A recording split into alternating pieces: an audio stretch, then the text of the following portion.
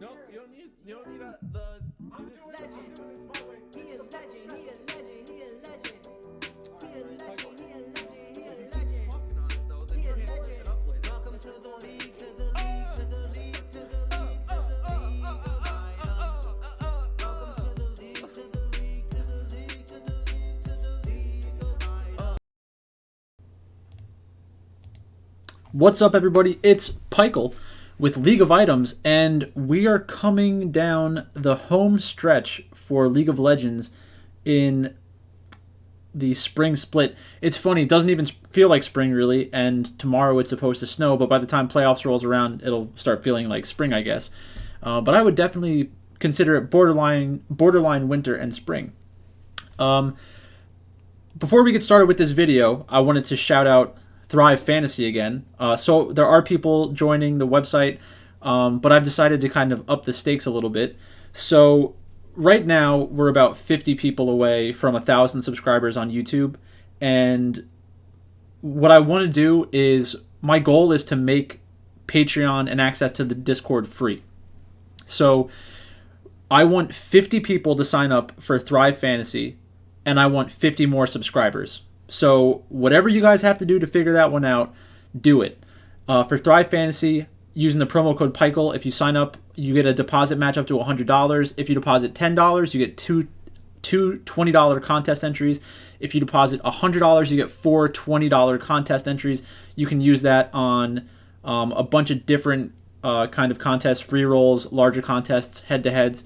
So whatever you want to do to get that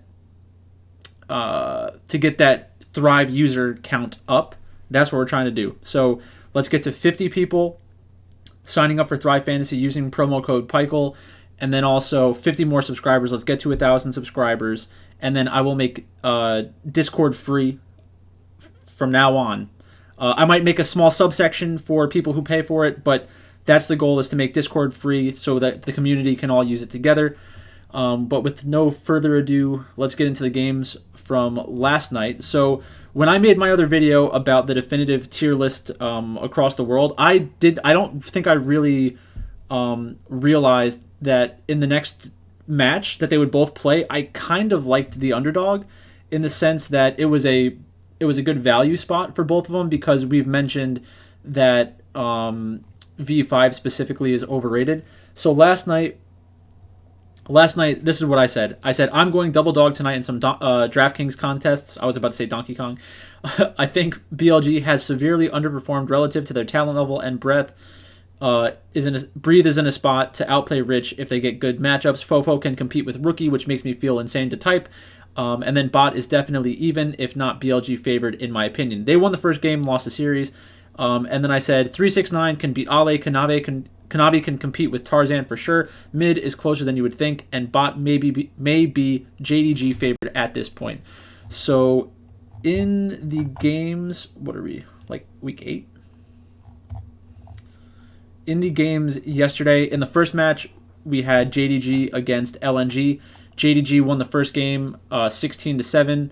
Gragas, which isn't a great pick overall, it's a response pick more than it is a counter pick. It's normally not blind picked, but it doesn't like exploit a weakness of the enemy team. It tries to mitigate something that the enemy team does well. Then we had Kanavi on Lee Sin. He's a very good Lee Sin player. He's also a pretty good Rek'Sai player. Rek'Sai is good into Lee Sin because if you time things the right way, you can interrupt Lee Sin. We have Victor, Yagao on Victor, and this is what we were talking about with Yagao specifically. When he's playing stuff like Victor, where it's kind of like a brain-dead champion that controls a portion of the map, or something like Corki, or something like Zoe, it's not that we think that Yagao has some gigantic skill cap. It's just that his job is a simple one to execute, and he has shown that he's able to do that on a winning team, and a like championship winning team. Like JDG was a championship winning team in spring 2020, I believe, when it was Zoom, Kanavi, Yagao. It was a good team. And then in the bot lane, we had Hope and Missing. So they picked the Ophelio side of this matchup twice. I did not like that, and I do not like that. I don't agree with that drafting methodology in general. but it worked out for them in this game. It requires you to play somewhat aggressive, and JDG is the type of team who can play aggressive. I don't want them to play or draft this way. I'm not going back on that. But it worked for them in these two games. And then in game 2, we had Malphite, Lee Sin, Victor, Aphelios, Nautilus. So we had 4 of the same champions again on JDG, and we had 3 of the same champions on LNG. And it's good to see these kinds of things happen before we get to playoffs. LNG is definitely limit testing right now. They should be a shoo-in for the playoffs. I don't think they can really crash out. I think that on the broadcast they were saying that it's possible, but extremely unlikely. So let's take a look. LNG is at 7th. 7 through 10 make it. They would really need FPX to keep winning. Anyone's Legends has been looking pretty strong recently, or at least they've been getting good results. I'm not 100% convinced by them. I should probably watch some of that footage again just to see where the disconnect is between what I'm seeing and the result. So those were the matches from last night. Wait, was that both of them? I didn't talk about V5. That was just LNG. So let's go to the second match. So BLG against V5. When I woke up, JDG had swept and BLG won the first game of the second match, and it was the beginning of game 2, I think, when I woke up. So Gwen against Gnar, Viego against Volibear, Azir, a champion that we don't see too much of, but it's very good against champions like Jinx if you can swoop in and kind of displace her, especially with something like Tahm Kench, because then the Tahm Kench doesn't really have the same ability to like fully nullify the enemy team's engage, because you can theoretically sweep both of them. Zeri against Jinx, I think we'll see that pretty often moving forward. And it's funny, sometimes the Zeri-Jinx matchup looks completely dominant for Zeri, where like Jinx is just not able, even though it's more likely that Jinx is going to do more damage in like late game team fights against squishy targets. Against tankier targets, it's really not as easy, and a lot of the time Zeri team compositions have multiple self-sufficient champions that are difficult to kill. So that was an interesting game. Renata was played, which is interesting. I'm not sure how many teams place a high value on Renata at this point. But they win game 1. Game 2, not a close game. That was kind of a bloodbath. So we had Gwen against Jace, which is kind of a skill matchup. Like, Jace has to force the issue early and is going to eventually get outscaled by Gwen. Volibear against Trundle, not too much skill involved there. We have Zoe against Orianna, both good champions. I'm pretty sure that when I was watching this game, Billy Gaming was down by like 1,000 gold, but had the tempo, and then Rookie made some insane play with Orianna. I think it was a huge shockwave. And then we get another game of Zeri.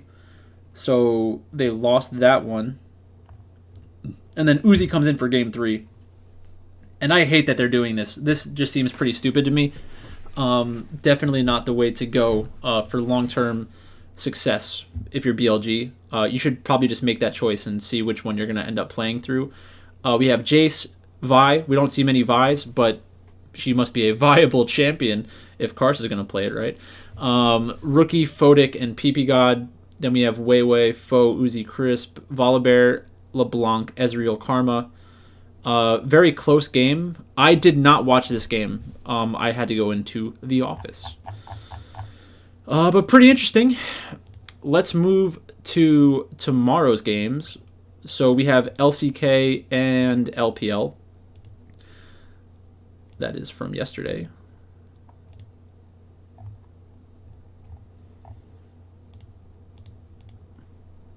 So first up, we have Ultra Prime I think the RNG match is first. So RNG against LGD. We have RNG as gigantic favorites, minus 769.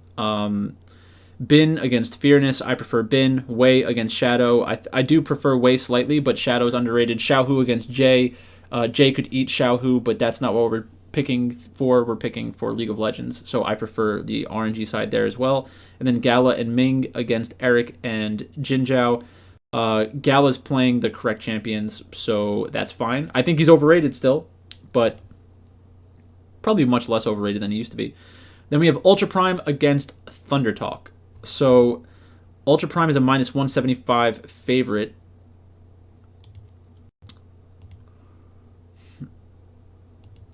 I think, and this was mentioned, and I guess this is kind of a good way to kind of talk about the Discord again. So JB and Baby Goat were going back and forth about that. Some people were asking them for their opinions. They both play a decent amount on DraftKings, and they're good at the DraftKings like portion of League of Legends. So they're like a good asset to the community. There are a lot of people, but this is just the one conversation that I saw from today.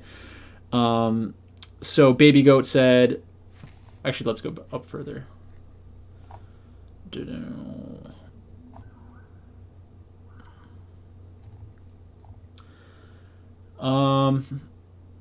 So we have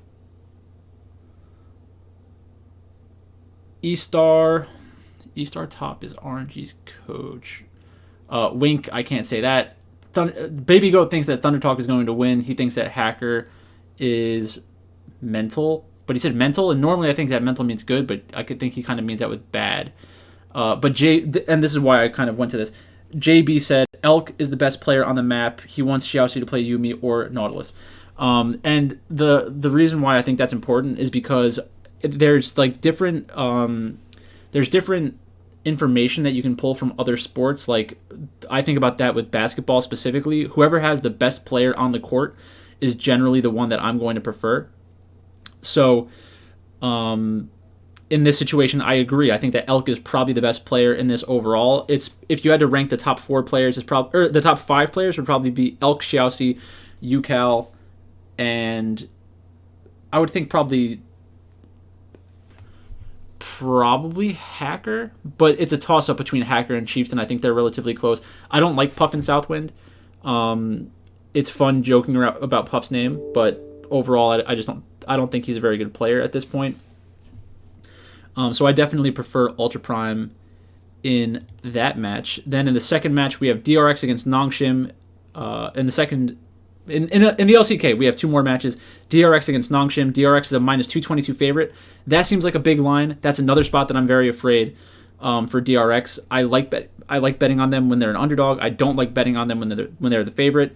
And then we have Damwon against Gen G. I don't know who's playing for Gen G. You're going to have to wait for roster news, and the roster news might not even come out before DraftKings. So if you're awake and can live bet based on the information about rosters, I would definitely prefer the Gen G side. If it's full roster against full roster, I prefer Gen G.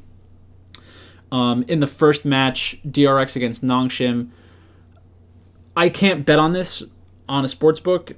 I don't trust this. I don't trust this team enough against what I view as a talented team. So let's go into...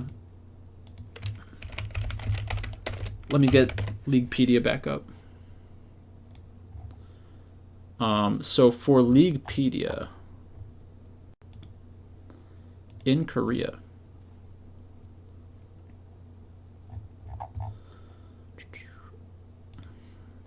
DRX and Nongshim. So Kingen against Kana, I prefer Kana. Dread against Piosik. I think they're both good. They're both good players. I do prefer Piosik, and me thinking that Dread is a good player has a lot to do with everyone else telling me that he's a good player. BDD against Zika. I think that is probably even. I don't blame you if you prefer the BDD side. And then we have Ghost and Effort or Peter or Blessing. I'm not sure who's playing right now, but it's going to be Deft and Beryl. I think I prefer the DRX side of that because Deft has been playing really well. His champion pool is good right now. Ghost is not a hard carry, in my opinion. And I think that's why Damwon got rid of him. And now you're kind of seeing it be a limiting factor on Nongshim, which isn't shocking to me at all. So that's basically it. That's all I've got for you tonight. That's a pretty quick video. I will have more videos coming out this weekend. Today's only Tuesday. It feels like this week has been going on forever.